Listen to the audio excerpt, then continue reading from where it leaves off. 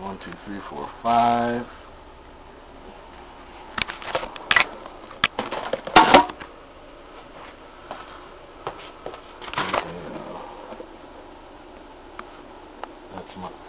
That there on the wood there's a bedini wheel behind there, a little black thing in the front. Right there, that's a pulley on the front of the shaft. It's a rotary bedini. We're going to focus on this right here.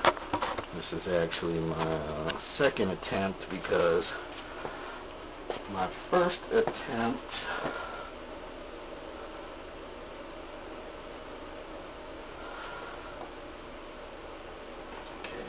energize the system.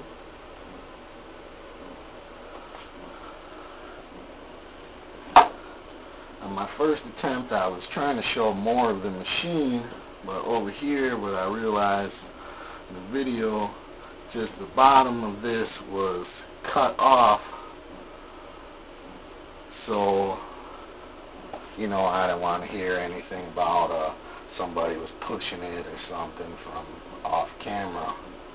So, redo. Okay, so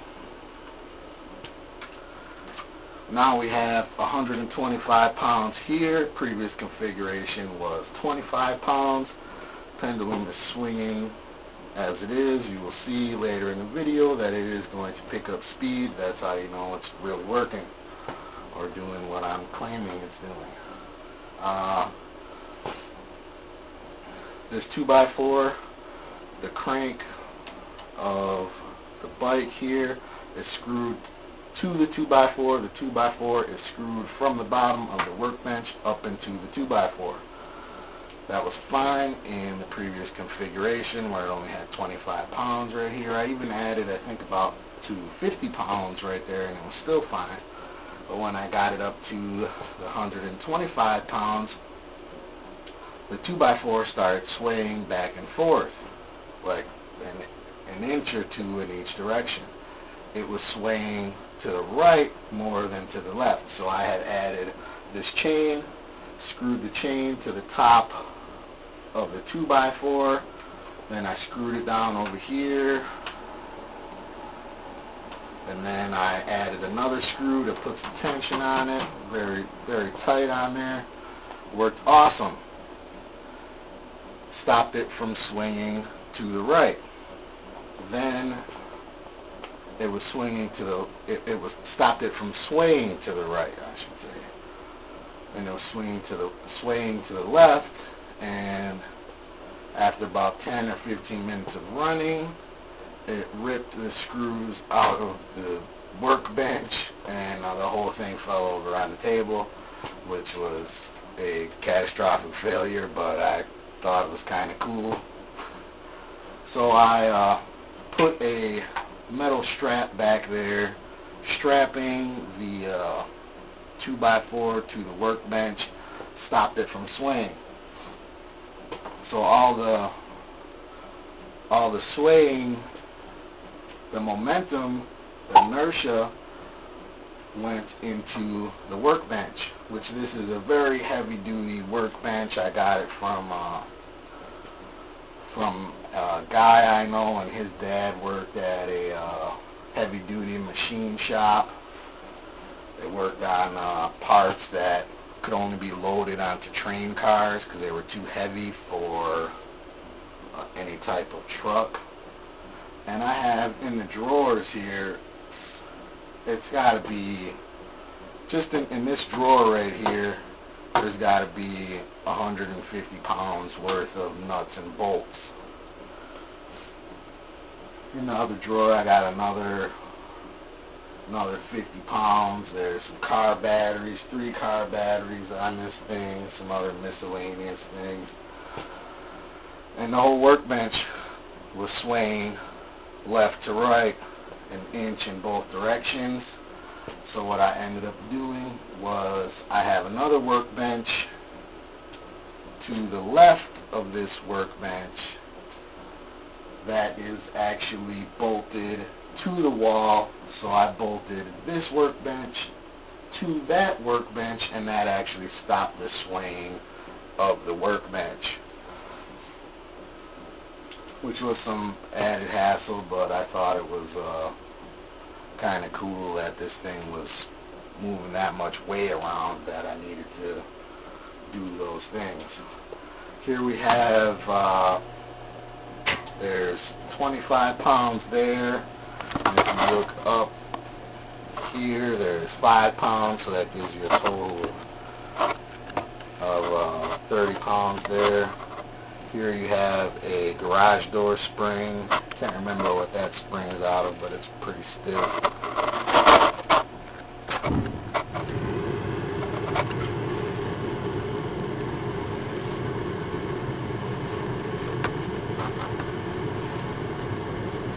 So you have your proof of concept video.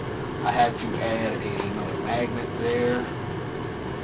That was the only thing I really had to do to the machine to get it to swing that weight like that. And then when I did that, I had to actually bump up the resistance because it started hitting the workbench.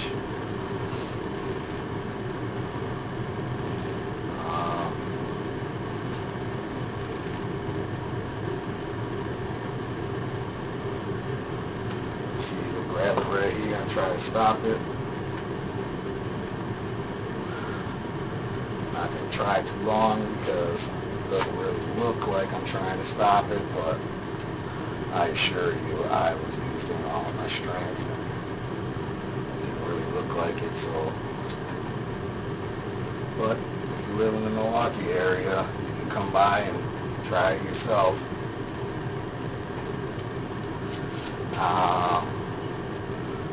I have another coil that I have wound up that is very small gauge wire that has a lot of turns and uses a very small amount of electricity on my bedini, the rotary wheel setup. I'm going to try that coil out on here, see if that works, because I'm sure that it would use a lot less electricity. Which on the bedini setup, well, on the rotary wheel setup, it uses 0.6 milliamps at 12 volts. So I was looking into that a little bit, and I found that that's about 0.7 milliwatts. So that would be about the amount of electricity that it would take you to run 3 small LEDs. And actually, that switch has an LED on it, so I'll have to bypass that switch and see how much electricity it uses on that setup. I guess it would actually be relevant at that point.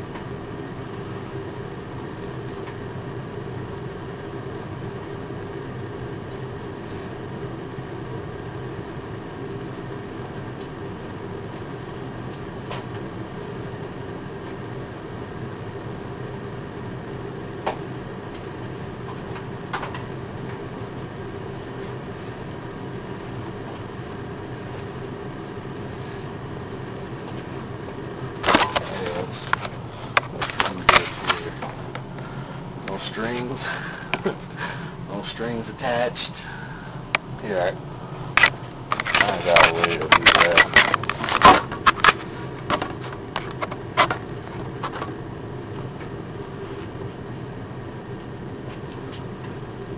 What did I do with my pointer? Okay, it'll come in here.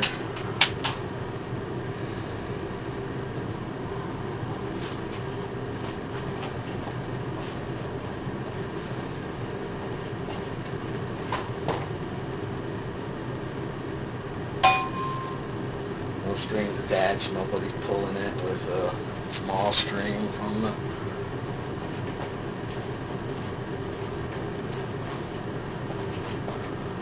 off to the side or anything.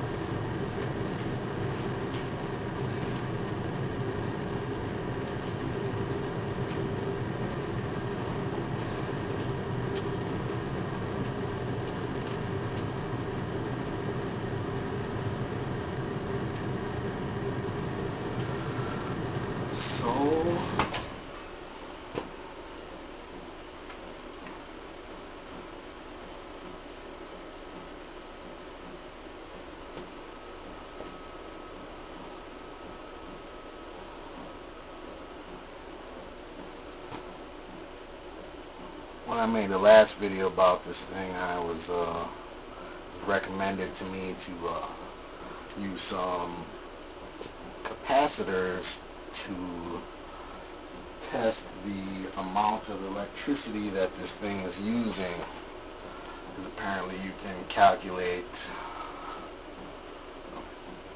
the amount of electricity. I believe it would be in joules.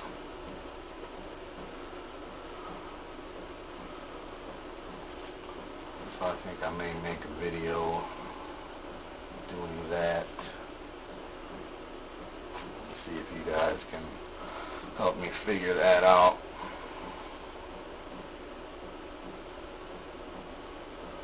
Somebody left a comment on my previous video explaining how to do it, but it kind of went over my head, which, like most things that are interesting, you usually do at first, like this thing.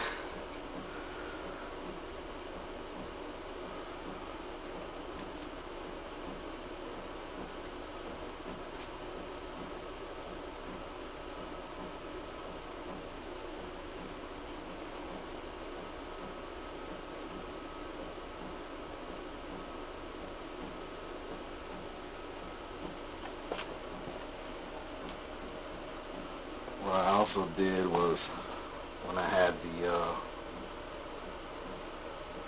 25-pound weight on the bottom of the pendulum there, I used one of these shocks from a screen door to see if it would do that kind of work. And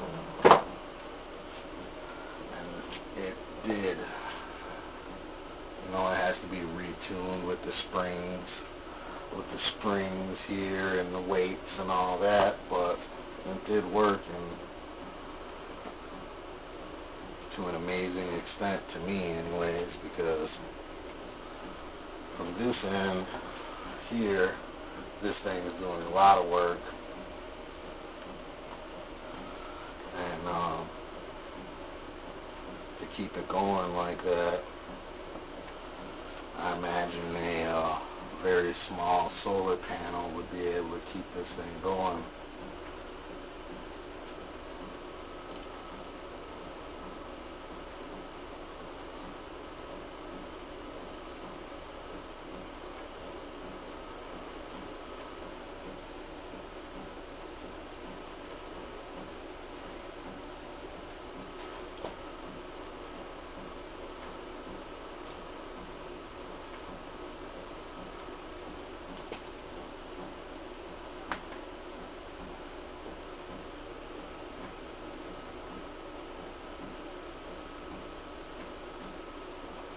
So I guess that's it.